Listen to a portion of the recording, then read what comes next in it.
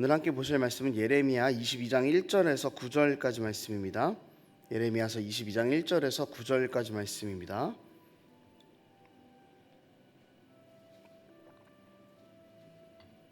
예레미야서 22장 1절에서 9절까지 말씀입니다. 한 절씩 교독하겠습니다. 여호와께서 이와 같이 말씀하시되 너는 유다 왕의 집에 내려가서 거기에서 이 말을 선언하여 이르기를 다윗의 왕에 앉은 유다 왕이여 너와 내 신하와 이 문들로 들어오는 내 백성은 여호와의 말씀을 들을지니라. 여호와께서 이와 같이 말씀하시되 너희가 정의와 공의를 행하여 탈취당한 자를 압박하는 자의 손에서 건지고 이방인과 고아와 과부를 압제하거나 학대하지 말며 이곳에서 무죄한 피를 흘리지 말라.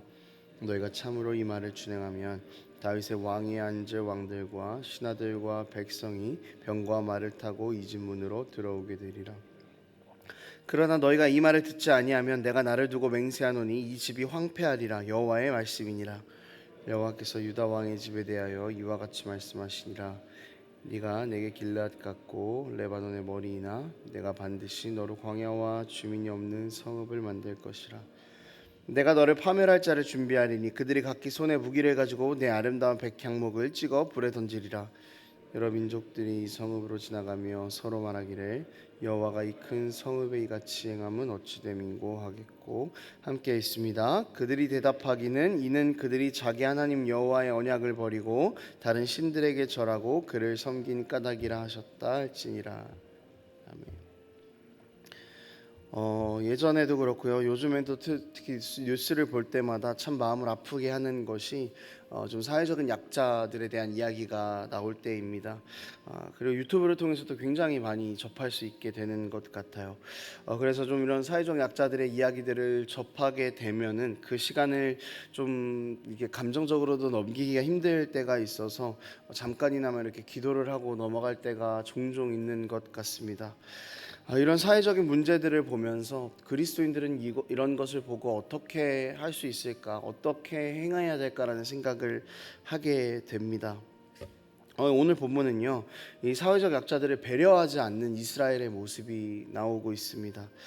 이 가운데에서 하나님께서 요구하시는 것은 무엇인지, 그리고 우리는 어떤 하나님의 말씀을 깨달을 수 있을지를 함께 살펴보고 다시 한번 우리의 삶을 말씀 앞에서 재정비하는 그런 시간이 되었으면 좋겠습니다. 본문 안에서 우리가 들어야 할 하나님 백성의 삶은 그리스도인의 책임에 대한 이야기입니다. 특히 사회적 약자에 대해서 그리스도인들은 어떻게 대해야 할까라는 내용이 주를 이루는데요. 함께 본문을 좀 살펴보도록 하겠습니다. 1절에서 5절까지 내용을 보면 하나님께서 명령을 하시죠. 그런데 이 명령을 들어야 할 대상으로 왕, 신하, 백성 이렇게 세 부류를 묶습니다. 이 세 부류는요, 어느 정도의 부유함을 누리고 있었다는 점에서 공통점을 가지고 있는 사람들입니다. 그런데 뭐 왕과 신하는 그렇다 쳐도 이제 백성이 왜 부유한가에 대한 그런 생각을 할 수 있겠는데요. 2절에 보면은 백성들이 문으로 들어온다라는 그런 표현이 있습니다. 그러니까 이 표현은 이 백성들이 예루살렘 성 안으로 출입을 하는 어느 정도 부유한 그런 상류층의 백성이라는 것을 보여주는 그런 구절인 거죠. 그리고 이 부유한 부류와 대조되는 부류가 나오는데요. 3절에 또 나옵니다. 3절에는 이런 부류가 또 등장해요. 이방인, 고아, 과부. 하나님으로부터 명령을 들은 사람들은 경고의 대상이었습니다. 그러니까 제대로 하나님의 말씀을 행하지 않았기 때문에 멸망을 당할 것이다라는 경고를 받는 사람들이었죠. 이들이 어떤 잘못을 하고 있었는지를 함께 살펴보겠습니다. 3절 말씀 함께 읽겠습니다. 시작. 여호와께서 이와 같이 말씀하시되 너희가 정의와 공의를 행하여 탈취한 자를 압박하는 자의 손에서 건지고 이방인과 고아와 과부를 압제하거나 학대하지 말며 이곳에서 무죄한 피를 흘리지 말라.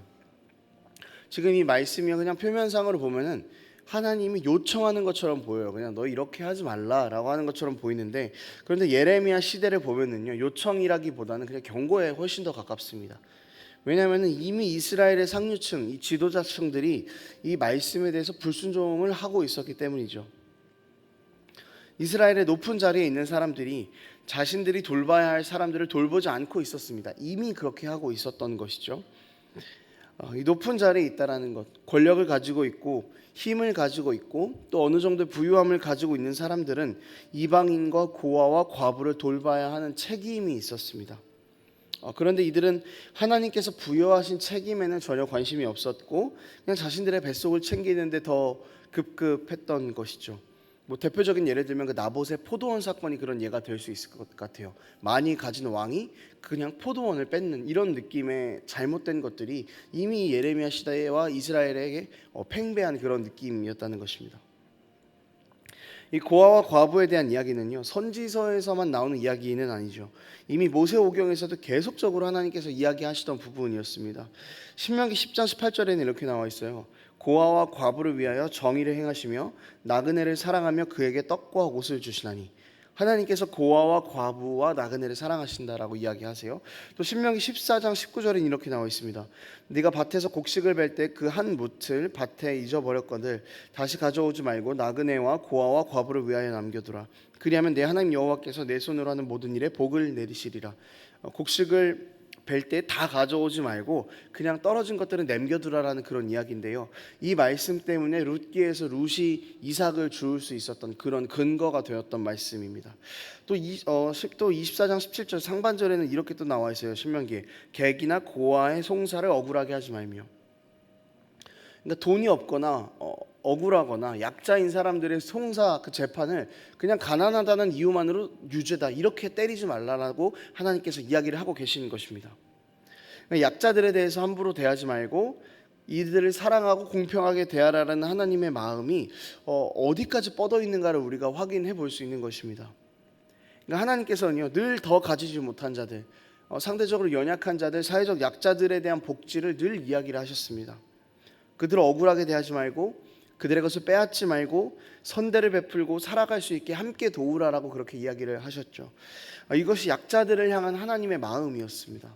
그리고 부유하고 힘이 있는 계층들은 이런 하나님의 마음을 실천해내는 것, 또 실현해내는 것이 사명이었다는 것이죠. 이런 사명을 다해야 하는 것은 하나님의 나라와도 관련이 있습니다. 만약 이들이 부유한 계층들이 주어진 사명을 다하지 않는다라면은 하나님의 뜻이 이스라엘 가운데로 흘러가지 않게 되는 것입니다. 하나님의 뜻을 행하지 않는 상류층의 이 불순종의 문화는 서민들에게까지 흘러가서 서민들도 결국에는 이스라엘이 하나님의 말씀에 불순종하게 되는 그런 결과를 낳게 되는 것이죠. 위에서부터 시작한 불순종이 아래까지 영향을 미치게 되는 이런 위험한 상황이기도 했습니다. 그리고 결정적으로 이 하나님의 마음을 실현하지 못한다면 하나님 나라에 대해서 전혀 다른 구별점을 찾지 못하게 되는 것입니다.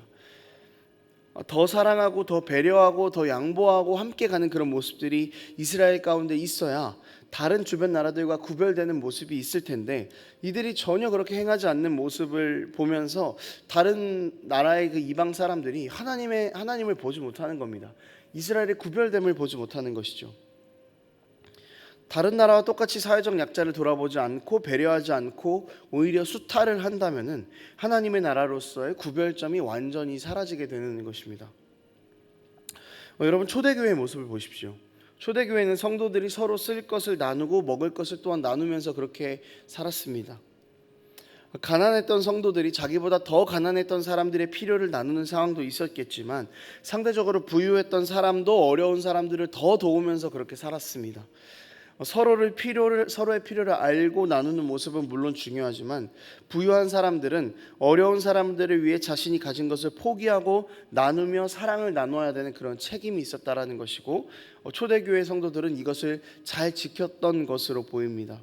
그래서요, 그 초대교회가 이 당시에 상당히 센세이션한 공동체로 다른 사람들이 교회를 인식하게끔 만들었던 것이죠. 그래서 이런 공동체의 새로운 모습을 보고 말도 안 되게 구별되는 이 공동체의 모습을 보고 사람들이 교회로 몰리기 시작했고 믿는 자의 숫자가 계속해서 늘어나게 되었습니다. 여러분, 이것은 세상에서 그리스도인으로 부름받은 우리의 사명이기도 합니다. 사회적인 약자들을 사랑하고 품는 것, 또 사랑하는 것도 우리의 사명이라는 것입니다.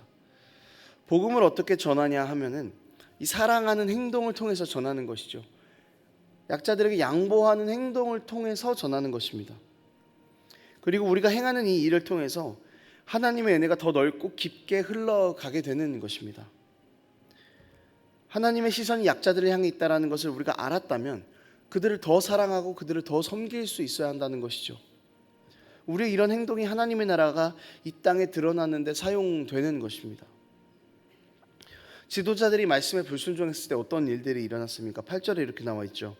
여러 민족이 이 성읍으로 지나가며 서로 말하기를 여호와가 이 큰 성읍에 이같이 행하면 어찌 됨인고 하겠고.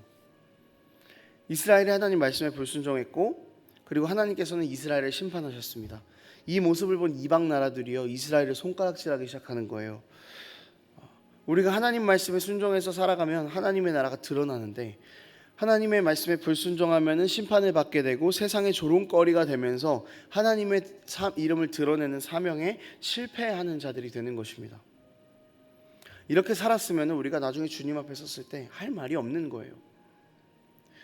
그래서 여러분, 우리가 그리스도인으로서 정말 이 무거운 책임감을 가지고 세상의 이웃들을 대할 수 있었으면 좋겠습니다.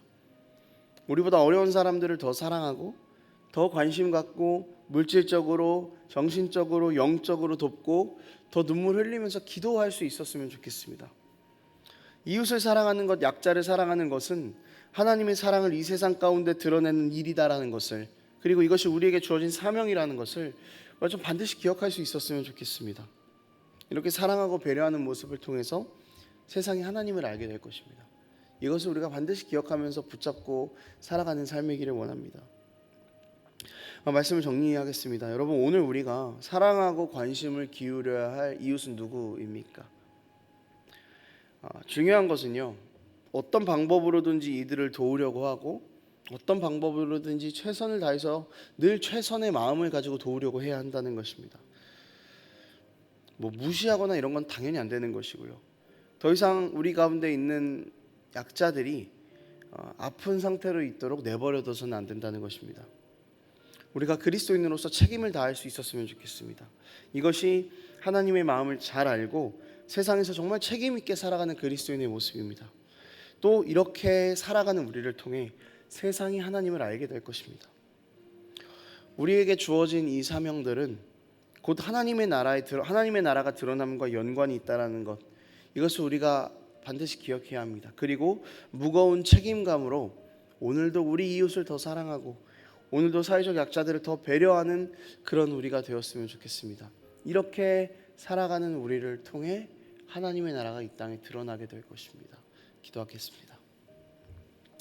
하나님 아버지, 우리 주변을 바라보면서 우리보다 약한 사람들이 참 많은데 우리는 이들에 대한 관심을 참 끄고 살았을 때가 많았던 것 같습니다.